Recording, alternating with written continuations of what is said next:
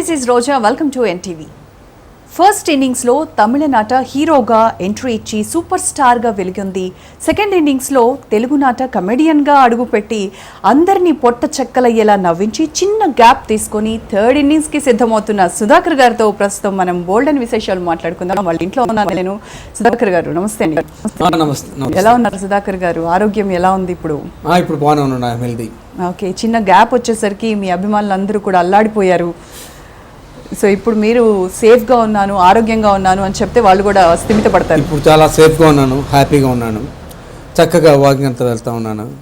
I'm healthy now, I'm happy. గ్యాప్లో ఆరోగ్యం కారణంగానే దూరంగా ఉన్నారు సినిమా. ఎగ్జాక్ట్లీ, అదే మెయిన్ రీజన్. అదే అంటే అవకాశాలు రావట్లేదేమో అని కొందరు అభిమానులు వాళ్ళు నిరాశలో ఉన్నారనమాట. సుధాకర్కి ఏమైంది, ఎందుకు వెండి తెర మీద మళ్ళీ కనిపించట్లేదు, అవకాశాలు ఇవ్వట్లేదా, ఏం జరుగుతోంది అనేది వాళ్ళకు ఒక $1 మిలియన్ ప్రశ్న.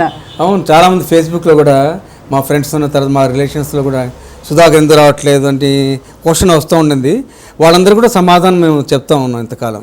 అందుగురించే దాని గురించి ఎక్కువ ప్రెషర్ కూడా లేదు నాకు. అదే సో ఇప్పుడు అందరికీ ఆన్సర్ ఇవ్వబోతున్నారు. అందరికీ ఈరోజు ఆన్సర్ ఇవ్వబోతున్నాను. సినిమాతో పూర్తి స్థాయిలో ముందుకు వచ్చేసి ఇంకా వాళ్ళందరి డౌట్స్కి ఫుల్ స్టాప్ పెట్టేస్తారు. వినోద్ విజయ్ డైరెక్షన్లో సాయిరామ్ శంకర్ హీరోగా పిక్చర్ వచ్చింది. ఆ పిక్చర్తో మళ్ళీ మీ ముందుకు వస్తాను.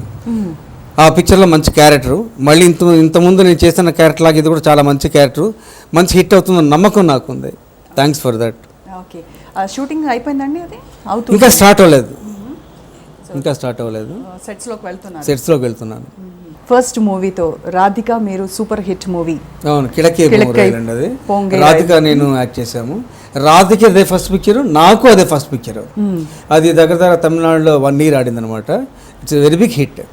ఓకే, అసలు ఆ మూవీ అంటే మీరు తెలుగు వారయ్యుండి తెలుగు ఇండస్ట్రీని కాదని ఫస్ట్ తమిళ్లోకి వెళ్ళడానికి కారణం ఏంటి? అక్కడ దానికి రీజన్ ఏం లేదండి. నేను ఒకసారి ఏదో ఫంక్షన్కు దేనికో ఇంటర్వ్యూకి వెళ్ళాను. ఫంక్షన్ దానికి అనుకుంటా, హోటల్ ఏదో ఫ్రెండ్ కలవడానికి వెళ్ళాను. అప్పుడు భారతీరాజా నన్ను చూసి నన్ను అడగడం జరిగిందనమాట. ఆ తర్వాత ఆ పిక్చర్లో యాక్ట్ చేశాను, అంతే. యాక్సిడెంటల్. ఫిల్మ్ ఇన్స్టిట్యూట్లో జాయిన్ అయిన తర్వాత ఫస్ట్ ఆఫర్ ఇదనమాట నాకు. సో మీరు మీ ఫ్రెండ్ చిరంజీవి గారు అండ్ హరిప్రసాద్ గారు, అవును, మీ ముగ్గురు ఒకటే రూమ్లో ఉండేవారు. ఒకే రూమ్లో ఉండి వండుకునేవాళ్ళం. క్లాస్మేట్స్. చిరంజీవి నేను క్లాస్మేట్స్, హరిప్రసాద్ చిరంజీవి క్లాస్మేట్స్. నేను చిరంజీవి హరిప్రసాద్ రూమ్మేట్స్గా ఉండేవాళ్ళు అనమాట. దగ్గర 1.5 year కలిసే ఉన్నాం, రూమ్లోనే ఉన్నాం. ఆ తర్వాత పునాదిరాళ్ళు ఆయనకి ఆఫర్ వచ్చింది, నాకు కిలకే మోరేలో ఆఫర్ వచ్చింది. అలాగే మేము ఇంట్రొడ్యూస్ అయ్యాం ఇండస్ట్రీకి. చిరంజీవి కంటే ముందు మీరే ఫస్ట్ నేను యాక్ట్ చేశాను, మీరే హీరోగా. ఓకే, సో ఎప్పుడైనా చిరంజీవి మెగాస్టార్ అవుతారు అంటే మీకు ఆఫర్ వచ్చింది, తనకి రాలేదు. ఫ్రెండ్స్ దో యువర్ రూమ్మేట్స్, తనకు ఆఫర్ రాలేదు కదా. ఎప్పుడైనా ఇంత స్టార్డమ్కి చిరువుకు వస్తుంది అని అనుకున్నారా మీరు అప్పట్లో? అదంతా రూమ్మేట్స్ అనుకునేవాళ్ళం, మామూలుగా అనుకునేవాళ్ళం, ఆలోచించేవాళ్ళం కాదు. ఏదో ఒక డెఫినెట్గా ఒక రోజు వస్తుంది అనేది అయితే అనుకునేవాళ్ళు. సో ఎలా ఉండేది అంటే ముగ్గురు షేర్ చేసుకోవడం పనులు ఇవన్నీ? నేను చదివాను కొన్ని చోట్ల, మీరు చెప్తే ఇంకా బాగుంటుంది. సుధాకర్ అన్నం వండాలి, సుధాకర్ కూర చేయాలి, చిరు అన్నం వండాలి. అన్నం చిరంజీవి ఉండేవాడు, కూరలు నేను చేసేవాడిని, హరిప్రసాద్ మార్కెటింగ్ చేసేవాడు. కూరగాయలు తీసుకురావడం, తర్వాత సరుకులు తీసుకురావడం, అదే హరిప్రసాద్ చేస్తూ ఉన్నాడు అనమాట. ఆ విధంగా మా ఇన్స్టిట్యూట్ కెరీర్ జరిగింది, తమాషాగా జోవియల్గా జరిగింది. ఇప్పుడు అలాంటివి గుర్తొస్తూ ఉంటే తమాషాగా ఉంటుందా? అప్పుడే తమాషాగా ఉండేది అనుకునేవాళ్ళం మేము ముగ్గురం.